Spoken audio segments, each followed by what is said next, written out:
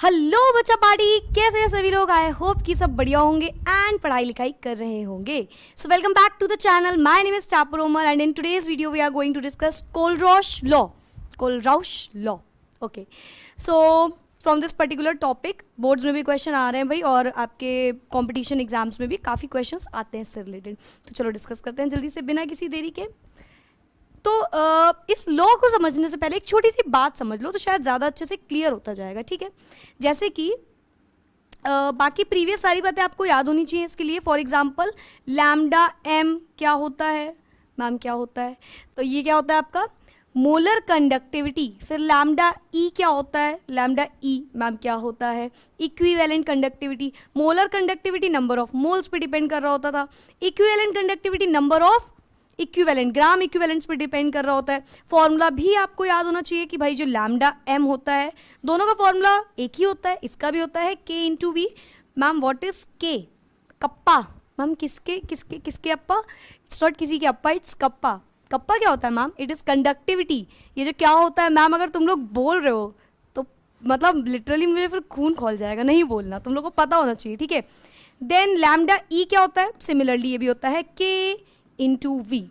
ठीक है मैम, दोनों अगर सेम होते हैं तो फर्क क्या होता है दोनों में यार, एक में मोल्स की बात हो रही होती है तो होता है के, यार ये के एकदम स्टाइल बनाने की मैं कोशिश कर रही हूँ। Okay, into 1000 divided by M, ये कहाँ से आया, वॉल्यूम। ठीक है, मोलारिटी का फॉर्मूला होता है number of moles divided by volume of solution in litres.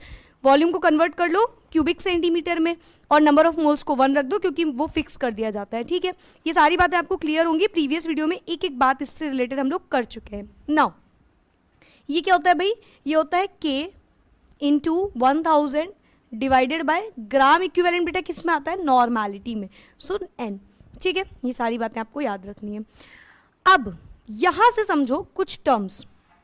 For example okay चलो, फॉर एग्जाम्पल मैं आपसे बोलूँ ये जो लैम्डा एम और ये जो लैम्डा ई की बात हो रही, लैम्डा एम और जो लैम्डा ई की बात हो रही है, इसमें आपको कुछ वेरिएशंस देखने हैं। वेरिएशंस इन द सेंस कि अगर हम डाइल्यूशन बढ़ा दें, अगर हम कंसंट्रेशन बढ़ा दें या कम कर दें जो भी, तो इस पर क्या इफेक्ट पड़ेगा, मतलब कि मोलर कंडक्टिविटी और इक्विवेलेंट कंडक्टिविटी पे क्या इफेक्ट पड़ेगा डाइल्यूशन इंक्रीज करने में या कंसंट्रेशन इंक्रीज डिक्रीज जो भी हो रहा होगा। तो ये पहले आपको मैं यहाँ पे समझाती हूँ, चलो समझो ध्यान से। ये सोचो अगर हम बोले कि किसी भी चीज़ का कॉन्सेंट्रेशन, या ऐसे जनरली समझो किसी भी दो तरीके की चीज़ें होती है, एक स्ट्रॉन्ग इलेक्ट्रोलाइट होता है हमारे पास, एक होता है स्ट्रॉन्ग इलेक्ट्रोलाइट और एक होता है वीक इलेक्ट्रोलाइट। या तो इलेक्ट्रोलाइट स्ट्रॉन्ग होगा, इलेक्ट्रोलाइट और या तो वीक होगा, राइट। यार स्ट्रॉन्ग इलेक्ट्रोलाइट में क्या होता है, क्या हम कह सकते हैं ये जो स्ट्रॉन्ग इलेक्ट्रोलाइट होता है इसके टाइम पे डिग्री ऑफ डिसोसिएशन 100% होता है। ये अल्फा याद है ना, डिग्री ऑफ डिसोसिएशन पढ़ा होगा आप लोगों ने, डिग्री ऑफ डिसोसिएशन। यार सिंपल अगर शब्दों में बात करें तो किस हिसाब से टूटता है। फॉर एग्जांपल NaCl है तो Na प्लस में और Cl माइनस में 100% ब्रेक हो जाता है, राइट। अगर इसकी बात करें तो यार यहाँ पे डिग्री ऑफ डिसोसिएशन जो होता है वो लेस देन होता है 100 से, हमेशा 100 से कुछ कम होता है, यानी कि ये पूरी तरीके से ब्रेक नहीं होता। अगर आपको कोई कंफ्यूजन है मैं एक एग्जाम्पल से भी ये बात समझा देती हूँ। फॉर एग्जाम्पल NaCl या HCl का एग्जाम्पल लेते हैं। HCl, वैसे NaCl भी हो सकता है, NaCl, HCl, KCl, इनमें से कोई भी स्ट्रॉन्ग इलेक्ट्रोलाइट हो सकते हैं, स्ट्रॉन्ग एसिड बेसिकली। तो ये किस में ब्रेक होगा बताओ ma'am, H plus and Cl minus में कंप्लीटली ब्रेक होगा। सेकेंड टाइम पे CH3COOH, इसका एग्जाम्पल लो एसिटिक एसिड सॉरी, यहाँ पे क्या होगा, ये ब्रेक होगा CH3COO negative plus H plus, something like this. तो यार यहाँ पे देखो पूरी तरीके से H आयंस, यहाँ पे 3 हाइड्रोजन यहाँ है, 1 हाइड्रोजन वहाँ है, क्या ये कंप्लीटली डिसोशिएट हुआ? If I ask you the question the answer will be no. Ma'am हमने तो हाँ बोला था यार यहाँ पे 3 H है, यहाँ पे 1 H, यानी कि 4 H में से एक ही H बाहर निकला, तो डिग्री ऑफ डिसोसिएशन इसकी लेस देन 100 है। ठीक है, ये मैंने एक जनरल एग्जांपल लिया है एसिड बेसिस सॉल्ट को लेके। ठीक है, और भी कई तरीके से होता है डिग्री ऑफ डिसोसिएशन, अल्फा आपको निकाल सकते हो आप। ठीक है, तो यहाँ पे डिग्री ऑफ डिसोसिएशन जो होता है वो समथिंग लेस देन 100 होता है। यहाँ से अब आपको कई चीज़ें जानने को, मतलब कई चीज़ें जाननी पड़ेंगी, जैसे कि फॉर एग्जाम्पल हम बात बेसिकली यहाँ पे करने वाले हैं कोलरॉश लॉ की। उससे पहले आप बताओ, अगर किसी भी चीज़ का बच्चों कंसंट्रेशन डिक्रीज करते हैं, मतलब कि सिंपल हम कर क्या रहे हैं, किसी भी चीज़ में पानी बढ़ा रहे हैं। यार कंसंट्रेशन और डाइल्यूशन दो चीज़ें होती हैं। कॉन्सेंट्रेशन मतलब मिलावट नहीं, प्योर फॉर्म में। फॉर एग्जांपल हमने किसी में एसिड डाला और उसमें को बिल्कुल भी वाटर ऐड नहीं किया तो वो प्योरेस्ट फॉर्म में हो गया। डाइल्यूशन मतलब हमने उसमें पानी ज़्यादा डाल दिया या कोई भी एसिड कम डाला, ऐसे समझ लो। मिलावट मतलब डाइल्यूशन, और प्योर फॉर्म में मतलब कॉन्सेंट्रेशन। करेक्ट है? यस मैम करेक्ट है। तो क्या हम बोलेंगे कॉन्सेंट्रेशन हम कम करते हैं तो हमारा डाइल्यूशन इंक्रीज करता है, कॉन्सेंट्रेशन कम करने पर डाइल्यूशन इंक्रीज करेगा। सोचो, ये मैं दोनों के लिए बता रही हूँ, एक के लिए नहीं बता रही हूँ। This is for both strong electrolyte as well as weak electrolyte. ठीक है, कॉन्सेंट्रेशन कम करने पे डाइल्यूशन बढ़ा या डाइल्यूशन बढ़ने पे कॉन्सेंट्रेशन कम हुआ। ठीक है मैम, ये बात हम समझ गए। अच्छा यार, डाइल्यूशन बढ़ा का मतलब क्या? वॉल्यूम बढ़ा। सोचो, डाइल्यूशन बढ़ा मतलब कोई छोटी सी चीज़ में, कोई मान लो फॉर एग्जांपल हम बोल रहे हैं हमने एक ग्लास पकड़ा हुआ है, इस ग्लास में एसिड एक बूंद डाला और पानी के 100 मोल्स डाल दिए। ऐसे क्या हुआ? मतलब कि डाइल्यूशन बहुत ज़्यादा कर दिया। और अगर हमने डाइल्यूशन बढ़ाया तो क्या वॉल्यूम करस्पॉन्डिंगली वॉल्यूम इंक्रीज हुआ? एग्जैक्टली, वॉल्यूम इंक्रीज करेगा। तो यहाँ पे हम बोलेंगे वॉल्यूम इंक्रीज कर गया। हमने कंसंट्रेशन कम किया यानी कि डाइल्यूशन बढ़ाया यानी कि वॉल्यूम बढ़ाया। ओके, इधर पे आओ जरा। अभी हमने आपको इससे पहले एक बात बताई कि ये जो लैम्डा एम होता है, बेसिकली हमें लैम्डा एम लैम्डा ई यही बात करनी कि इन दोनों में क्या फ़र्क आएगा। आप इसको लैम्डा से भी डिनोट कर सकते हो, उल्टे वी से भी डिनोट कर सकते हो, एक ही बात है, उससे कोई फ़र्क नहीं पड़ेगा। ठीक है, यहाँ पे ध्यान देना है कि इस पे क्या वेरिएशन होगा, इस पे क्या इफेक्ट होगा। तो बेसिकली हमारा टॉपिक क्या है? इफेक्ट ऑन लैम्डा एम यानी कि मोलर कंडक्टिविटी एंड लैम्डा ई यानी कि equivalent conductivity by changing the dilution, concentration, volume and so on. ठीक है, अच्छा अब सोचो यार, मैंने अभी आपको एक बात और बताई, उसमें मैंने आपसे बोला कि लैम्डा एम इक्वल होता है K into 1000 divided by M K. Right, M क्या होता है? एम होता है equal to number of moles divided by volume of solution. यानी कि वॉल्यूम बढ़ा तो ये एम की वैल्यू कम हो जाएगी, वॉल्यूम बढ़ा तो एम की वैल्यू कम हो जाएगी। समझो, ध्यान से समझो, कोई कंफ्यूज मत हो। बहुत ज़्यादा एक्सटेंडेड टॉपिक नहीं है कि बहुत कंफ्यूजन वाला है, हाँ, लेकिन ये है कि थोड़ा सा ध्यान लगाना पड़ेगा, थोड़ा सा ज़्यादा, मतलब बहुत इजी वैसा वाला इजी नहीं है कि एकदम हलवा टाइप टॉपिक नहीं है, ये समझना पड़ेगा आपको। मोलारिटी हमने बोला वॉल्यूम इंक्रीज किया, तो क्या हम वॉल्यूम इंक्रीज करने पे बोल सकते हैं मोलारिटी डिक्रीज करी? यार सीधी सी बात है, इन्वर्सली प्रोपोर्शनल है वहाँ पे। ठीक है, यानी कि यहाँ पे मोलारिटी, अगर हमने वॉल्यूम बढ़ाया मोलारिटी कम हुई, और मोलारिटी कम होने पे क्या लैम्डा एम बढ़ेगा? वो भी इन्वर्सली प्रोपोर्शनल है। भाई कोई चीज़ किसी के डायरेक्टली प्रोपोर्शनल होती है तो एक को बढ़ाने से दूसरा बढ़ता है या दूसरे को कम करने से पहला कम होता है, और कोई चीज़ इन्वर्सली प्रोपोर्शनल होती है तो एक को बढ़ाने पे पहला कम होता है, एक को घटाने पे दूसरा कम होता है। यही तो होता है, मतलब बढ़ता है। इन्वर्सली प्रोपोर्शनल है? यस मैम है। तो यहां से हम बोलेंगे इसकी वजह से मोलारिटी क्या करी मैम? मोलारिटी डिक्रीज करी, और मोलारिटी डिक्रीज करी तो हम बोलेंगे लैम्डा एम इंक्रीज किया। बोलो ये बात सबको क्लियर है? फिर से सोचो, हमने क्या बढ़ाया? हमने कंसंट्रेशन कम किया। कंसंट्रेशन कम करने पे हमने बोला कि जैसे ही हमने कंसंट्रेशन को डिक्रीज किया, डाइल्यूशन अपने आप इंक्रीज किया। भाई यही तो मतलब है, डाइल्यूशन बढ़ा, कंसंट्रेशन कम हुआ, वाइस वर्सा। वॉल्यूम इंक्रीज हुआ, भाई कोई चीज़ बढ़ा रहे हैं, वॉल्यूम बढ़ता जा रहा है। मोलारिटी इन्वर्सली प्रोपोर्शनल होती है वॉल्यूम के, तो वो भी कम हो गई, और इन्वर्सली प्रोपोर्शनल होती है लैम्डा एम के, तो वो बढ़ गया। बोलो कोई कंफ्यूजन इसमें? आई होप सो नहीं होगी।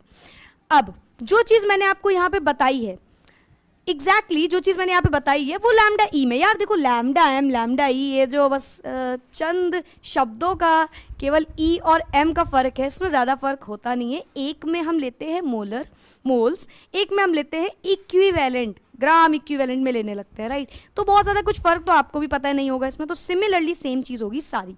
देखो यहाँ पे क्या होगा, यहाँ पे आप बोलोगे कि कॉन्सेंट्रेशन हमने कम किया तो डाइल्यूशन बढ़ा, यानी कि वॉल्यूम बढ़ा, और वॉल्यूम बढ़ने पे नॉर्मेलिटी भी डिक्रीज करेगी। मैम क्यों डिक्रीज करेगी? बिकॉज नॉर्मेलिटी क्या होता है? Gram equivalent divided by volume of solution. Right, तो वो डिक्रीज कर गई, और इसकी वजह से लैम्डा ई इंक्रीज कर गया। लैम्डा ई मैम क्यों इंक्रीज कर गया? बिकॉज लैम्डा ई इक्वल होता है K into 1000 divided bye N. ठीक है, तो इसकी वजह से ये सारे काम हुए हैं। बताओ किसी को कोई भी कन्फ्यूजन? आई होप सो नहीं होगी। ये तो बहुत ईजी वाला कॉन्सेप्ट है, मतलब समझ में आ गया होगा, राइट। अच्छा ठीक है मैम, आ ही गया बस। तो ये पूरी बात हो गई आपकी कि क्या वेरिएशन हुआ। अब यहीं से क्या मैं ये भी बोल सकती हूँ कि यहाँ पे साइमल्टेनियसली हमारा, अरे यार ओके, इन सब चीज़ों के होने की वजह से हमारा जो कॉन्सेंट्रेशन है, कंडक्टेंस है, वो इंक्रीज करेगा। ये बात कहाँ से आई, ये कंडक्टेंस इंक्रीज कैसे हुआ, समझो यार। ये सारी चीज़ें बढ़ी, कंसंट्रेशन कम हुआ, डाइल्यूशन इंक्रीज हुआ, वॉल्यूम इंक्रीज हुआ। ये सब डाइल्यूशन होने की वजह से डिग्री ऑफ डिसोसिएशन भी इंक्रीज होगा, तेज तेज टूटने लगेंगे। अच्छा एक बात और ध्यान रखो मेरी, स्ट्रॉन्ग के टाइम पे तेज तेज टूटने वाला कोई मतलब नहीं होता। ऐसा क्यों मैम? क्योंकि देखो स्ट्रॉन्ग में ऑलरेडी सारे वो अपने में आयंस में ब्रेक ऑलरेडी हो जाते हैं, तो वीक में वेरिएशन ज़्यादा होगा। यानी कि कंफ्यूज मत होना, बस ये छोटी सी बात समझ लो, अभी एक एक बात समझ में आएगी। सिंपल मैंने बात बोली, कॉन्सेंट्रेशन डिक्रीज किया तो डाइल्यूशन इंक्रीज होगा, राइट। डाइल्यूशन इंक्रीज होगा यार, वॉल्यूम बढ़ जाएगा, वॉल्यूम बढ़ जाएगा, मोलारिटी और वो कम हो जाएगी और बढ़ जाएगी, ठीक है। कंडक्टेंस का यहाँ पे काम ये आया कि जब यार हमने डाइल्यूशन बढ़ाया, डिग्री ऑफ डिसोसिएशन बढ़ेगा। इसकी बात कर लो, यहाँ पे डिग्री ऑफ डिसोसिएशन इंक्रीज करेगा डाइल्यूशन बढ़ाने पे। नेक्स्ट पेज में समझाते हैं, चलो। अच्छा, इसकी वजह से भाई कॉन्सेंट्रेशन हमने डिक्रीज किया, यस मैम किया। इसका मतलब मैंने बोला डाइल्यूशन बढ़ाया, यस मैम बढ़ाया। इसका मतलब मैंने बोला वॉल्यूम बढ़ाया, यस मैम बढ़ाया। इसका मतलब मैंने बोला डिग्री ऑफ डिसोसिएशन बढ़ाया, यस मैम बढ़ाया। टूटने जल्दी लगेंगे। क्या डिग्री ऑफ डिसोसिएशन बढ़ाने की वजह से हम बोलेंगे नंबर ऑफ आयंस बढ़े, यस मैम बढ़े। क्यों क्यों बढ़े? सोचो, डिग्री ऑफ डिसोसिएशन मतलब किसी भी चीज़ में हमने पानी ज़्यादा मिला दिया, वो ब्रेक, भाई पानी का काम यही तो होता है, ब्रेक करता है। H+ भाई एसिड है, पानी में डालोगे ब्रेक हो जाएगा, इधर H+ और Cl- में यही तो होता है। तो सिंपली यहाँ पे हम बोलेंगे नंबर ऑफ आयंस भी बढ़ गए, नंबर ऑफ आयंस भी इंक्रीज कर गए, और नंबर ऑफ आयंस इंक्रीज किए तो साइमल्टेनियसली कंडक्टेंस इंक्रीज हुआ। मैम क्यों? मैम ऐसा क्यों हुआ, कंडक्टेंस क्यों इंक्रीज हुआ? यार देखो, कंडक्टेंस होता क्या है, रेजिस्टेंस का उल्टा। रेजिस्टेंस रुकावट, तो कंडक्टेंस उसको आराम से जाने देगा, और आराम से किसको जाने देगा? आयंस को। अब आयंस बढ़ गए तो कंडक्टेंस तो यार खुश हो गया। कंडक्टेंस का काम क्या होता है? आयंस को और इजीली मूव कराएगा वो। तो क्या हुआ, साइमल्टेनियसली कंडक्टेंस भी इंक्रीज हुआ। फिर से मेरी बात को ध्यान से सुनो, ये वीक की बात कर रही हूँ मैं, वीक इलेक्ट्रोलाइट। स्ट्रॉन्ग में क्या होगा यार? देखो स्ट्रॉन्ग में सिंपली अगर मैं एक जनरली बात बोलूँ तो स्ट्रॉन्ग के टाइम पे आयंस तो already degree of dissociation already 100% है, तो आयंस तो ज़्यादा होंगे नहीं, मतलब और कितने आयंस बढ़ जाएंगे? आयंस तो ज़्यादा बढ़ेंगे नहीं। क्या काम हो जाएगा वहाँ पे? एक छोटी सी चीज़ होगी कि उनकी मतलब डिस्टेंस बढ़ जाएगी, आयंस की डिस्टेंस इंक्रीज करेगी, पूरा काम सेम होगा, मतलब होगी सारी चीज़ें एग्जैक्टली सिमिलर। बस क्या होगा, ये नंबर ऑफ आयंस वहाँ पे इंक्रीज नहीं करते हैं, वहाँ पे थोड़ी सी मान लो उनकी डिस्टेंस इंक्रीज कर जाती है। ऐसे याद रखना इस बात को, ठीक है। कंफ्यूज नहीं होना, मैं बार बार इसलिए कंफ्यूज नहीं होना बोल रही हूँ क्योंकि जब ये पहली बार आप टॉपिक पढ़ोगे थोड़ा सा बोरिंग लगेगा, लेकिन जब आप कोलरॉश लॉ पे आओगे तो आपको इजी लगने लगेगा, सिंपल लगने लगेगा, ठीक है। तो ये बात आप लोग समझ गए होगे। और यहाँ पे हमने आपको ये भी बता दिया भाई, यहाँ पे मोलारिटी डिक्रीज हो रही होती है और साथ ही साथ लैम्डा एम यानी कि मोलर कंडक्टिविटी इंक्रीज हो रही होती है। अगर मैं जनरली पूछूं बच्चों यहाँ पे कंडक्टिविटी क्या हो रही होगी, तो कंडक्टिविटी डिक्रीज करती है, ठीक है। चलो, और ये जो मैंने आपको बात बताई ये आपको कई जगह मतलब ऐसे ही पूछी जा सकती है। फॉर एग्जांपल आपके किसी 1 मार्क 2 मार्क क्वेश्चन में एज इट इज़ पूछा जाएगा, बताओ हमने ये फॉर एग्जांपल डाइल्यूशन बढ़ाया तो कंडक्टिविटी पे क्या इफेक्ट हुआ? क्या इफेक्ट हुआ? डिक्रीज हुई। हमने डाइल्यूशन बढ़ाया, कंडक्टेंस पे क्या इफेक्ट हुआ? इफेक्ट हुआ, वो इंक्रीज हुई। मोलर कंडक्टिविटी पे क्या इफेक्ट हुआ? वो इंक्रीज हुई। सबका रीजन के साथ मैं आपको बताती जा रही हूँ, एक एक पॉइंट का मैंने रीजन के साथ एक्सप्लेन कर दिया यहाँ पे, ठीक है। चलो, नॉर्मेलिटी अगर इक्विवेलेंट की बात करें तो आप कंफ्यूज हो गए नहीं, आपको पता है पूरी चीज़ें दुनिया भर की सेम हो जाएंगी, ठीक है। यस मैम, ठीक है। यहाँ से आप समझ गए होंगे ये जो पूरी कहानी है ये क्या इफेक्ट कर रही है। हम सिर्फ इफेक्ट की बात कर रहे हैं, लैम्डा एम, हमको मतलब क्या जानना है, लैम्डा एम के इफेक्ट पे हमें बहुत ज़्यादा फोकस करना है, ठीक है। अभी पता चलेगा क्यों। बताओ यहाँ तक सबको क्लियर है? कोई डाउट किसी को? हमने ये बढ़ाया, ये बढ़ा, ये कंसंट्रेशन कम हुआ, डाइल्यूशन बढ़ा, वॉल्यूम बढ़ा, ये सारी बातें हो गई। डिग्री ऑफ डिसोसिएशन की बातें हो गई। डिग्री ऑफ डिसोसिएशन क्या होता है? Degree of dissociation the kind of कितने वो टूट रहे हैं आयंस के फॉर्म में, ठीक है, सिंपल। ये सारी बातें हो गई। यहाँ तक किसी को कोई भी कन्फ्यूजन आई? नहीं आई होगी। चलो अब आगे बढ़ते हैं जल्दी से नेक्स्ट पे।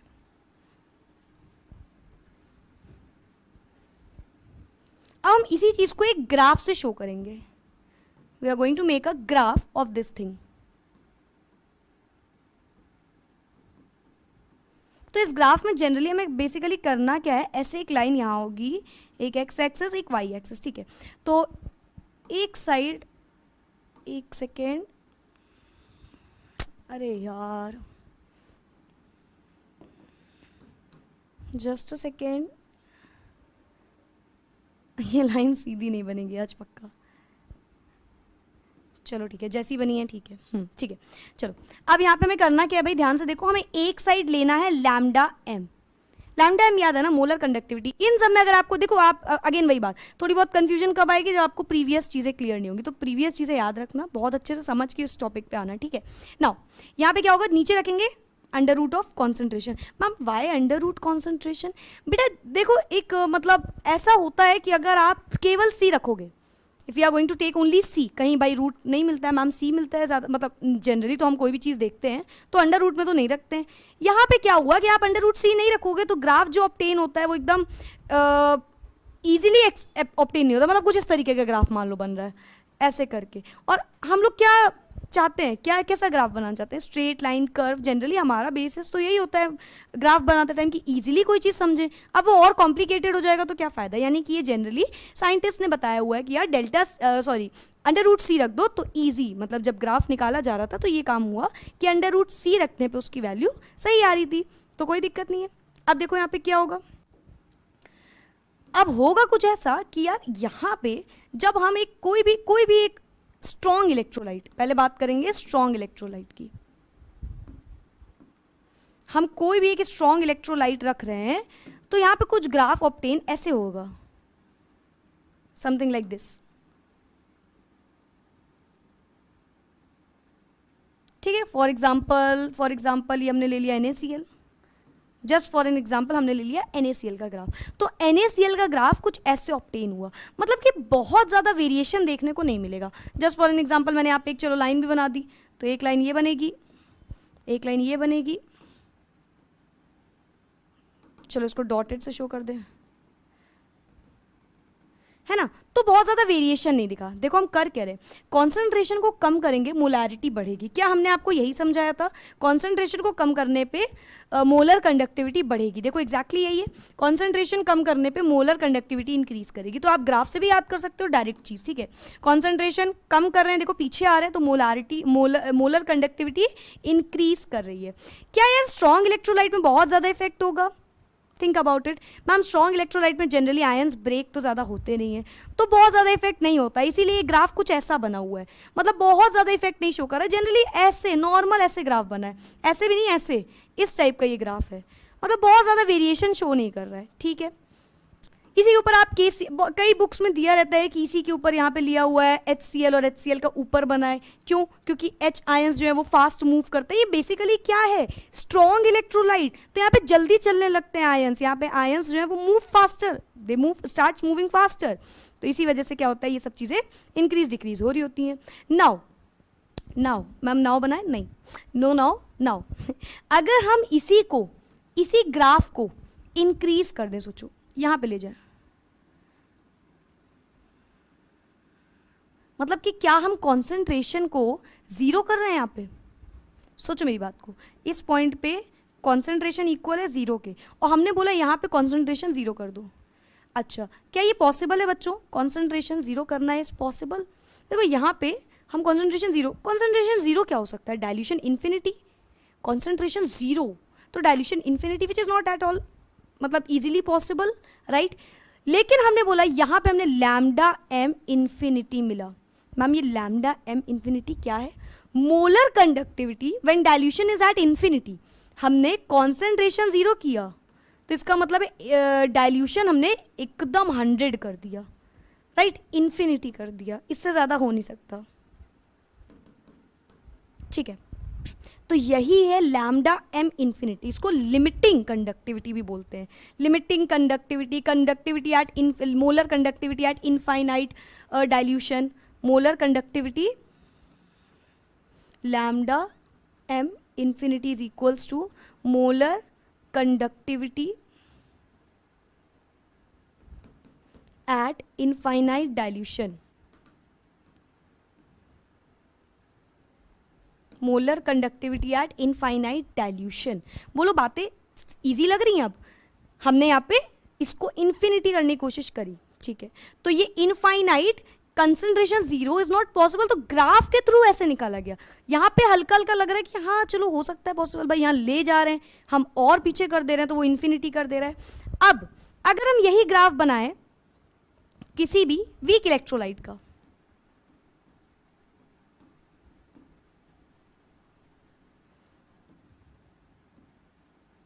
अगर मैं यही ग्राफ एक वीक इलेक्ट्रोलाइट का बनाऊं तो वो कुछ इस तरीके से बन के आता है। यहां पे रखते हैं हम लोग लैम्डा एम, अच्छा लैम्डा ई तो कर लोगे ना अपने आप, लैम्डा एम रखो लैम्डा ई रखो, बात सेम आएगी, ठीक है। यहाँ पे रखेंगे अंडर रूट ऑफ कॉन्सेंट्रेशन, तो ये ग्राफ कुछ इस तरीके से बन के आता है, कुछ ऐसा, इस टाइप का ग्राफ। अब देखो यहाँ पे वेरिएशन कितना ज्यादा है, मतलब इस वाले ग्राफ में वेरिएशन इतना कम क्यों? क्योंकि स्ट्रॉन्ग इलेक्ट्रोलाइट है, आयंस ब्रेक नहीं कर रहे हैं, यानी कि कंडक्टिविटी में, कंडक्टेंस में उतना इफेक्ट नहीं आ रहा। वीक इलेक्ट्रोलाइट की जब हम बात करेंगे तो यहाँ पे इफेक्ट जो है वो बहुत ज्यादा है। देखो यहाँ पे इस पॉइंट पे है और यहाँ पे देखो इस पॉइंट में मान लो, और यहाँ पे इस पॉइंट में, मतलब कि बहुत ज्यादा variation is vast, the variation that is seen is very much, like बहुत ज्यादा as compare to strong electrolyte. Is this thing clear? तो यहां पे हम लैम्डा एम इन्फिनिटी कैसे करें यार? लैम्डा एम इन्फिनिटी कैसे करें? How is it possible? इसको प्रूफ करने के लिए आया था कोलरॉश लॉ, ठीक है। इसको प्रूफ करने के लिए कई बातें भी उन्होंने बताई, मतलब कई अलग अलग चीजें भी वहां से पता चली। फिलहाल मेन मोटो क्या था? इसको प्रूफ करना, लैम्डा एम इन्फिनिटी इसका निकालना है, यानी कि यहाँ पे जो डाइल्यूशन 100% जब होगा तो वो किस तरीके से हम निकाल सकते हैं। बोलो बात क्लियर हुई? यहाँ पे मोटो क्लियर हुआ? क्या क्यों कर रहे हैं कोलरॉश लॉ? अब समझते हैं कोलरॉश लॉ होता क्या है। इसको हम law of independent migration of ions भी बोलते हैं। Law of independent migration of ions is also known as Kohlrausch law. क्या है ये? The Kohlrausch law of independent migration of ions state that limiting molar conductivity, ये limiting molar conductivity अभी तक समझ गए होगे आप लोग, यानी कि लैम्डा एम इन्फिनिटी, ठीक है। कई बुक में ऐसे लैम्डा एम दिया रहता होगा, हो सकता है तो उसको ऐसे लिख लेना, ठीक है। Lambda M infinity of an electrolyte can be represented as the sum of individual contributions of the anions and cations of the electrolyte। इन्होंने बोला कि ये जो लैम्डा एम इन्फिनिटी है, lambda M infinity of any electrolyte, वो equal होता है lambda M infinity of anions plus lambda M infinity of cations. उन दोनों के इंडिविजुअल आयंस का सम जो होगा वो इक्वल होगा lambda M infinity of any of the electrolyte. क्या ये मैम सिर्फ वीक पे बेस्ड है, मतलब वीक इलेक्ट्रोलाइट पे? देखो मोस्टली वीक पे है, लेकिन ऐसा नहीं है कि स्ट्रॉन्ग पे हो ही नहीं सकता। मैंने आपको बताया ना, स्ट्रॉन्ग इज जस्ट लाइक वहाँ पे इंक्रीज वो नहीं हो रहा है, डिसोसिएशन नहीं हो रहा है, दैट्स इट, नथिंग मोर। ऐसा नहीं कि उस पर मतलब है ही नहीं, लगेगा ही नहीं, लग सकता है, ऐसा नहीं है, बिल्कुल ऐसा नहीं है, ठीक है। फिलहाल इसका मोटो क्या है? ये lambda M infinity of electrolyte जो होगा वो होगा sum of anions lambda M और कैटायंस लैम्डा एम। क्लियर ये बात? लैम्डा एम जानना जरूरी था, इसलिए मैंने इतना थोड़ा सा आपका टाइम वेस्ट कर दिया। It is not time waste well at all, ये बेसिकली ज़्यादा एक्सप्लेन कर दिया ताकि आप ये वाली बात समझ पाओ कि लैम्डा एम आया कहाँ से, इस पर चेंजेस क्यों हो रहे हैं, क्यों ये लॉ बना, कैसे आया, ठीक है। कोई कन्फ्यूजन नहीं होगी यहाँ पे लैम्डा एम इन्फिनिटी और ये सब चीज़ों पे। नाउ वापस से आते हैं। Limiting equivalent molar conductivity of an electrolyte is the algebraic sum of limiting molar equivalent conductivities of its constituent ions. यानी कि पहले मोलारिटी वाले में बता दिया लिमिटिंग मोलर कंडक्टिविटी, फिर लिमिटिंग इक्विवेलेंट मोलर कंडक्टिविटी के बारे में बता दिया। सिंपल, लैम्डा एम जो मैं आपको बता रही हूँ वो पूरी चीजें एज इट इज लगेंगी लैम्डा ई पे। कंफ्यूजन भी नहीं होगी क्योंकि लैम्डा ई में बस फर्क होता है ग्राम इक्विवेलेंट्स का, राइट, वहाँ पे मोल्स का होता था, ठीक है। सारी बातें क्लियर हो रही, ग्राफ क्लियर हो गया होगा, चलो ठीक है, ये बात भी आपको क्लियर हो गई होगी। यहाँ पे क्या लिखा है कि ये जो लिमिटिंग इक्विवेलेंट मोलर कंडक्टिविटी है, what is this, this is lambda E.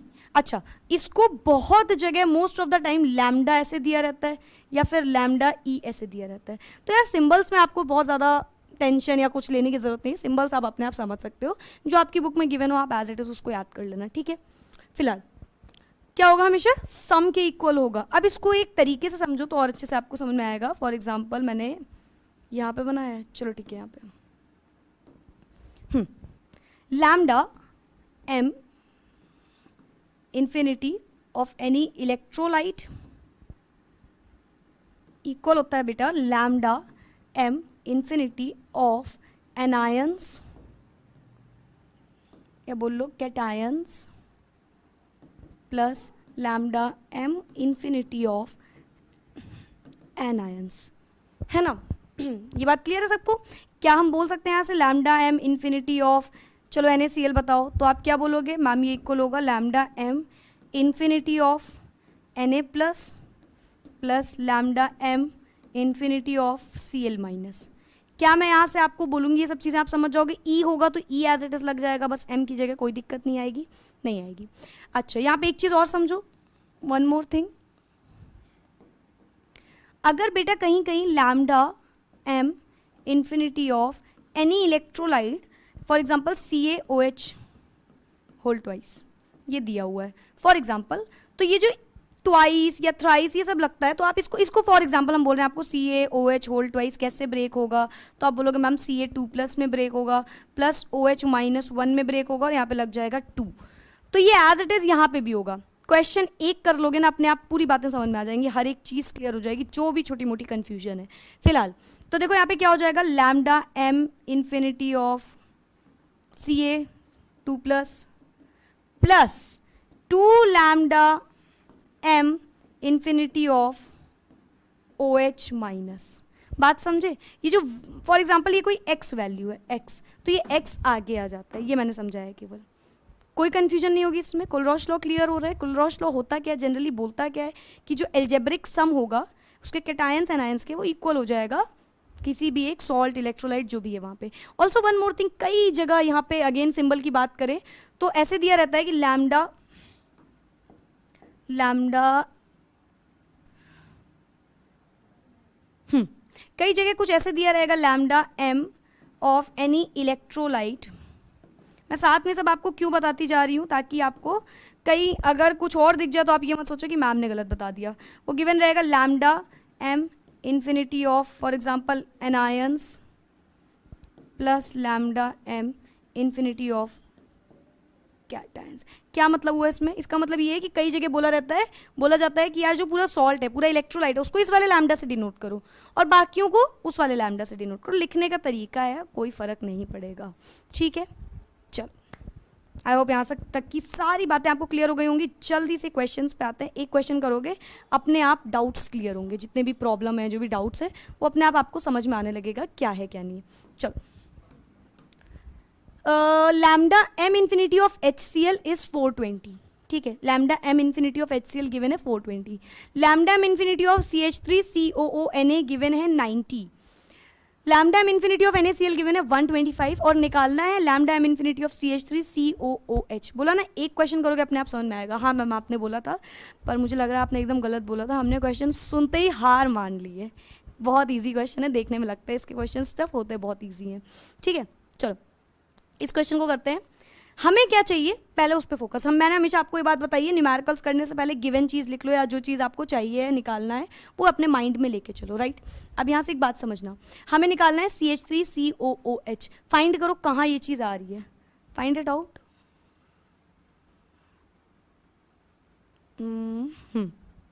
Is visible clearly, okay. तो मैं आपसे बोल रही हूँ कि यार लैम्डा जो हमें निकालना है उस पर फोकस कर लो, फिर आगे देखते हैं। मैम CH3COO यहाँ तक, मतलब कि CH3COOH जो है वो मैम कुछ इस तरीके से ब्रेक होगा, CH3COO negative plus H positive, कुछ इस तरीके से ब्रेक होगा। एक वीक इलेक्ट्रोलाइट है और हम लगा रहे हैं इसमें कोलरॉश लॉ के अकॉर्डिंग, ठीक है। चलो CH3COO कहाँ दिख रहा है? सोचो मैम, यहाँ पे दिख रहा है, Na ना होता तो यहाँ पे दिख रहा है। चलो ठीक है, हमने बोला ये है इक्वेशन नंबर, ये 1 है, ये 2 है, ये 3 है, 1 2 3, तो हमने बोला इक्वेशन 2 में दिख गया। इक्वेशन 2 को उठा लो, तो हमें निकालना है lambda m infinity of CH3COOH, तो वो निकालेंगे हम lambda m infinity of CH3COO negative plus lambda m infinity of H positive. ठीक है, ये हमारा क्वेश्चन है। चलो ध्यान से देखो यहाँ पे क्या होगा यार, यहाँ पे CH3COO negative is in equation number 2, तो हमने बोला इक्वेशन नंबर 2 पे आ जाओ, इक्वेशन नंबर 2 को उठा लो। ठीक है, हमने ले लिया इक्वेशन नंबर 2। फिर हम क्या करेंगे, इक्वेशन 2 लेने के बाद ध्यान से देखो यार, H कहाँ दिख रहा है, H कहाँ दिख रहा है मैम, इक्वेशन 1 में दिख रहा है, यानी कि हमें इक्वेशन 2 में ऐड कर देना है इक्वेशन 1, क्योंकि हमें CH3COO नेगेटिव भी चाहिए, H पॉजिटिव भी चाहिए, तो जहाँ जहाँ दिखेगा ले लेंगे। मैम क्या एक चीज़ बच्चों आप नोटिस कर रहे हो, मैम बच्चों I am getting confused. Okay, अरे यार एक तो ये लाइन सीधे नहीं बनती है तो और गुस्सा आ जाती है। HCl ब्रेक होगा H और Cl में। यार ध्यान से सोचो, हमें चाहिए CH3COO एंड H, मतलब CH3COO एंड H, लेकिन आ क्या क्या रहा है हमारे पास, CH3COO H भी आ रहा है, लेकिन मैम Na और Cl साथ में आ जा रहा है। ध्यान सोचो, NaCl भी हमारे पास एक्स्ट्रा आ जा रहा है, क्या हमें ज़रूरत है उसकी? नहीं, नॉट एट ऑल, क्योंकि हमें तो सिर्फ इतनी चीज़ चाहिए। तो यार ये जो दोनों इक्वेशन थी, इसको तो ऐड करेंगे, लेकिन साथ में ये Na और Cl को हटाने के लिए इसमें से माइनस कर दें, NaCl को हटाने के लिए इसमें से माइनस कर दें। हाँ मैम कर दीजिए, क्या दिक्कत है यार, उसमें तो कोई बड़ी बात नहीं है। 3 को माइनस, नॉर्मल साइमल्टेनियस इक्वेशन आप सॉल्व करते हो मैथ्स में, वही है ये बस। ठीक है, ये बात क्लियर हो गई सबको? आई होप सो हो गई होगी। चलो अब यहाँ से आप एक चीज़ और समझो, यहाँ से एक चीज़ और समझने की ज़रूरत है कि यहाँ से हम बोलेंगे कि 2, सेकेंड इक्वेशन मैम 90 थी वैल्यू, प्लस फर्स्ट इक्वेशन की वैल्यू थी, फर्स्ट इक्वेशन 420, थर्ड इक्वेशन की वैल्यू थी 125, तो फाइनल आंसर क्या हो जाएगा हमारा, 420 प्लस 90 510 माइनस 125, 500 में 10 में से 125, तो यार 10 में से 5 गया 5, एंड देन क्या है यहाँ पे 10 में से जस्ट 10, 510 माइनस 125, 10 में से 5 गया 5, फिर 10 में से 2 गया 8, और ये 485। The answer will be 485, right, 385, sorry 385, answer is 385। और मैम यूनिट क्या होगी, siemens centimetre square mole inverse. Ma'am हमने तो ये नहीं पूछा, क्योंकि हमें ऑलरेडी यूनिट गिवन दिख गई थी क्वेश्चन में, जो सबकी वही होगी ऑब्वियसली। तो that is the answer, that's it. I guess कोई कन्फ्यूजन नहीं होगी। कोलरॉश लॉ बहुत ही छोटा सा लॉ है, लेकिन इसको कन्फ्यूजन आती तब है जब आप प्रीवियस चीज़ें नहीं समझते हो, जैसे कि इसीलिए मैंने आपको कोलरॉश लॉ समझाने से पहले ऊपर की बातें बता दी कि लैम्डा एम इन्फिनिटी कैसे होगा। अच्छा, लैम्डा ई इक्विवेलेंट वाला होगा तो कोई दिक्कत आएगी किसी को? नहीं आनी चाहिए। इक्विवेलेंट पे भी अगर आप इफ़ यूल कमेंट डाउन तो मैं उस पर भी आपको क्वेश्चंस बता दूंगी। क्वेश्चंस का तो as I already told you, हर एक का क्वेश्चन का separate videos I am make sure कि बने। ठीक है, अगर आपको इससे रिलेटेड उसमें इक्विवेलेंट में दिक्कत आएगी तो भी बता देना, मैं उसके भी क्वेश्चन यहाँ पे कर दूंगी। ठीक है, सो ये क्या हो गया भाई? Okay, so that's it for today. Kohlrausch law अच्छे से समझ में आ गया होगा सबको। If you have any doubt, any query, you can comment below. Bye bye, take care, keep studying.